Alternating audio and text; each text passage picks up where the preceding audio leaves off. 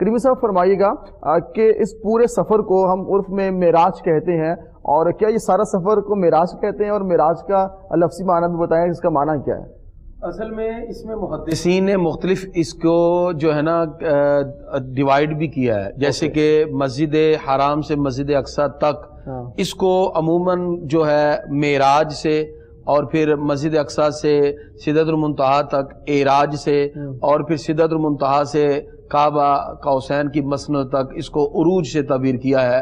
اس طرح مختلف ناموں کے ساتھ کہ معراج، اعراج اور پھر عروج کے اعلیٰ ترین درجے پر سرکار فائز ہوئے۔ معراج اصل میں اس کے کئی معنی جو ہے محدثین ذکر کیے، جیسے معراج سیڑھی کے زینے کو بھی کہتے ہیں کہ آقا علیہ السلام بلندی کی طرف گئے، تو یہ اس کی طرف سے ایک استعارہ ہے کہ معراج یعنی کہ بلندی کی طرف جانا۔ اور پھر جہاں تک ابھی آپ نے ایک بات کی تھی کہ معجزہ اور اس کی کیا کنڈیشنز ہیں، اور پھر وہ معراج کا اصل میں معجزہ کہتے اسے ہیں جو عقل کو عاجز کر دیتا ہے، یعنی انسان کی عقل جہاں ختم ہو جائے۔ پھر لیلن پہ بات ہوئی تھی، لیل اصل میں رات، یہاں تھوڑا سا حصہ لیلن نکرہ ہے، اور نکرہ کی جو تنوین ہے یہ قلت پہ دلالت کر رہی ہے۔ اچھا، اتنا چھوٹا حصہ کہ بستر گرم ہے، کنڈی ہل رہی ہے، عقل کہتی ہے یہ کیسے ممکن ہوا کہ اتنا تھوڑا حصہ؟ یہاں سے نبی کریم صلی اللہ علیہ وسلم گئے ہیں، بیت اللحم میں رکے ہیں، نفل ادا کیے ہیں، قصیب احمر کے قریب سے گزرے ہیں، نفل ادا کیے ہیں، نبی کریم صلی اللہ علیہ وسلم بیت المقدس گئے، سارے انبیاء پیچھے ہیں، امامت کروا رہے ہیں، پھر سواری پہ سوار ہیں، براق پہ سوار ہو کے پہلا آسمان، دوسرا آسمان، تیسرا آسمان، ابراہیم علیہ السلام، حضرت ہارون علیہ السلام، حضرت جناب یوسف علیہ السلام، عیسیٰ علیہ السلام سے ملاقاتیں ہو رہی ہیں۔ اس کے بعد جہاں سدرۃ المنتہا پہ جا کے جبرائیل علیہ السلام نے کہا جی میں تو آگے نہیں جا سکتا، رف رف پہ سواری ہے، پھر کعبہ قوسین کی مسندوں پر، پھر ثم دنا فتدلی فکان کعبہ قوسین او ادنی کی مسندیں، پھر اللہ کی طرف سے 50 نمازوں کا تحفہ ہے، امت کی مغفرت کا اعلان ہے، گفتگو اور کلام ہے، پھر واپسی، پھر موسیٰ علیہ السلام کے کہنے پہ گئے، پھر آئے۔ یہ ایک طویل وقت ہے، یہ کس طرح ایک رات کے تھوڑے سے حصے میں ہوا؟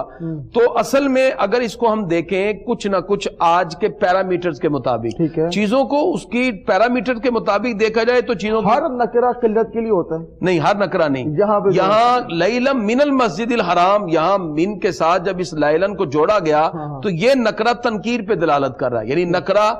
اس کی قلت پہ دلالت کر رہا ہے۔ نکرہ کی جس طرح مختلف اقسام ہیں، تو یہاں مفسرین نے لکھا یہ جو لیلن کی تنوین ہے یہ تنوین تنکیر کی ہے، یعنی نکرہ کی، اور نکرہ قلت پہ دلالت کر رہا ہے تھوڑا سا۔ اچھا، اب وہ قلت کو میں ڈیفائن کر دوں کہ وہ کیا ہے۔ اصل میں اگر ہم اس کو آج کے پیرامیٹر میں دیکھیں تو فزکس کی تھیری ہے، theory of relativity. Theory of relativity کیا ہے کہ comparable of speed of light سے اگر جسم موو کرے گا تو ٹائم ڈیلیشن ہو جائے گا، یعنی یہ تھیری پیش کی۔ اس کو سائنس نے یہ پروف کیا، اگر کوئی روشنی اور لائٹ کی رفتار سے سفر کرے، theory of relativity, comparable of speed of light سے جسم موو کرے تو ٹائم ڈیلیشن ہوگا، یعنی ٹائم رک جائے گا، یہ تھیری ہے۔ اور اس کے بعد انہوں نے لکھا کہ آج تک کوئی جسم اتنی رفتار سے سفر کر ہی نہ سکا، لہذا یہ تھیری کو انہوں نے کہا کہ یہ امپلیمنٹ نہیں ہو سکتی، پریکٹیکلی نہیں ہے۔ لیکن ہم اس کا جواب دیتے ہیں کہ تھیری تم نے پیش کر دی، تھیری آف ریلیٹیوٹی،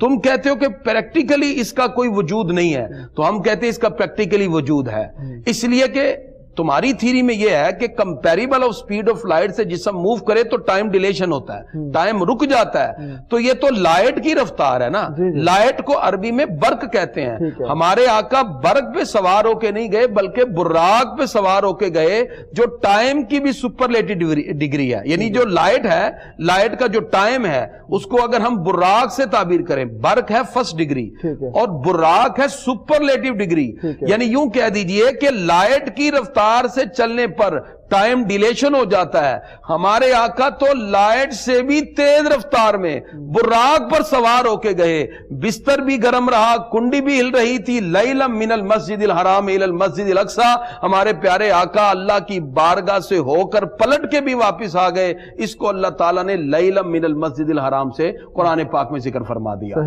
اور یہاں سے بات کلیئر ہو گئی، اور یہی معجزہ تھا، اور یہ لوگوں کو بتانا تھا۔ کہ ہم نے اگر آج ریسرچ کر کے ایک تھیری کو ہم نے لوگوں کے سامنے پیش کیا ہے، اللہ فرماتا ہے اس کا وجود بھی میں اپنے محبوب کی صورت میں تمہیں دکھا سکتا ہوں۔ پھر پروردگار نے جو نعمتیں عطا فرمائیں،